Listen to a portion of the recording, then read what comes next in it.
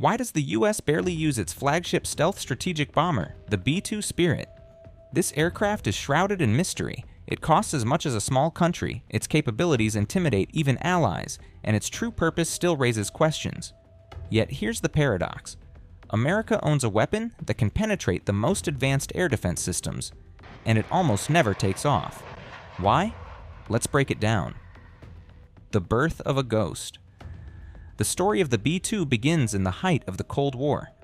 The US and the USSR were racing to develop weapons capable of delivering a devastating strike in the event of a nuclear conflict. But there was a problem: Soviet air defenses. Thousands of radars, networks of surface-to-air missiles, and interceptor fighters made penetrating deep into the USSR nearly impossible. America needed an aircraft that could slip through this iron curtain unnoticed. Not fast, not heavily armored, but invisible. That's how the project codenamed the Advanced Technology Bomber was born, later known to the world as the B-2 Spirit. A price that shocks. From the very start, the program was insanely expensive. Developing a flying wing required billions of dollars and thousands of engineers. The final price of each aircraft exceeded $2 billion. To put that in perspective, that's tens of times more than a modern passenger jet. But the real costs came after the B-2 took to the skies. Its unique radar-absorbing coating demanded constant maintenance. Every flight meant hours of painstaking work by engineers, meticulously inspecting the aircraft's surface. Even a small scratch could compromise its stealth. Why it's not used every day. And now we reach the big question: why doesn't the US use the B-2 for routine missions, exercises, or patrols? After all, the B-52 and B-1 have been handling these tasks for decades. The answer is simple and alarming. The B-2 cannot be exposed unnecessarily. Imagine this. If even once the aircraft enters the range of an enemy radar, its signature will be recorded. Adversaries will study how it reflects, which frequencies reveal it, and develop new detection systems. This would spell the death of the entire stealth concept. That's why the US keeps the B-2 as a last resort ace up its sleeve. Comparing giants. To understand the B-2's uniqueness, let's look at its colleagues. B-52 Stratofortress, the oldest bomber still in service, first flown in 1952.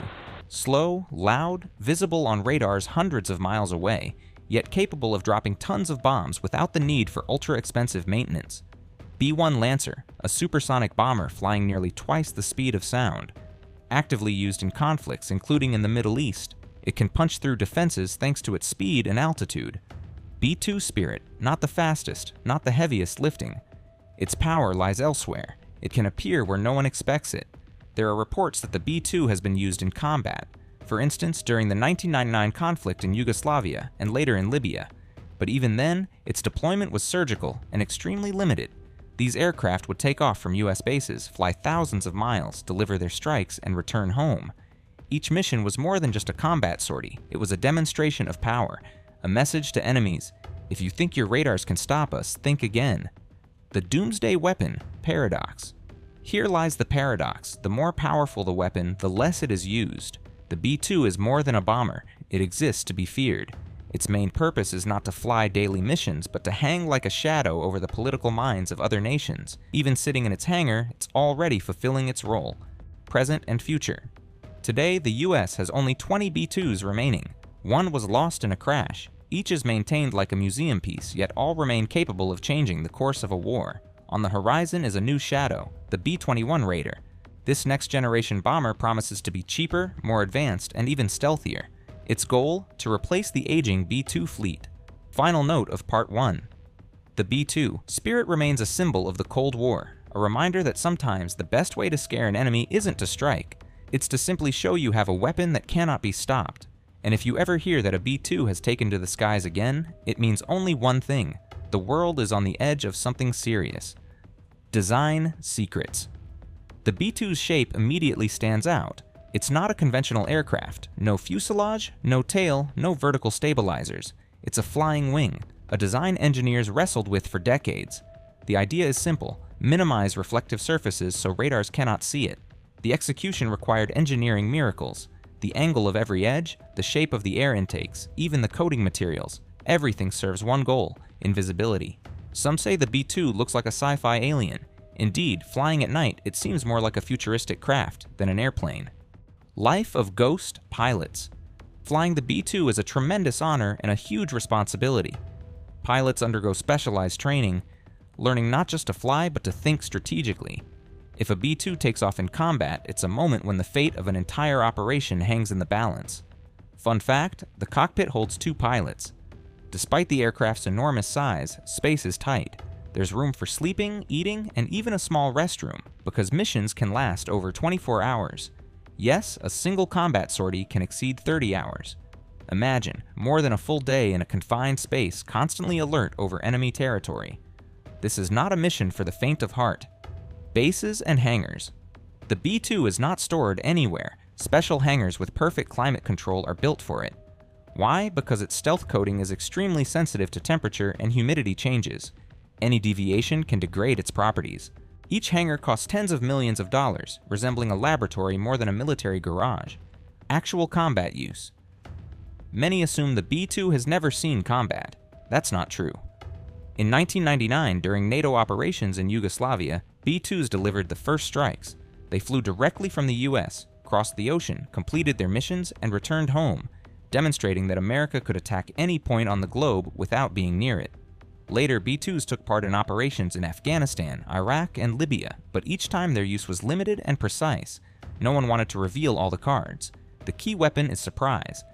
Technology and nuclear capability.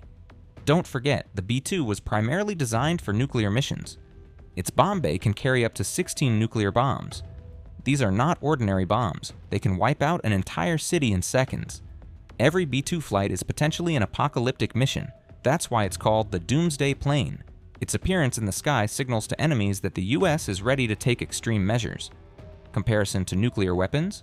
Like nuclear arms, the B-2 is not meant for daily use. It exists to deter conflict. It's more than an aircraft, it's a symbol of fear. A warning that anywhere in the world, a strike could come suddenly and without warning. Weaknesses and challenges.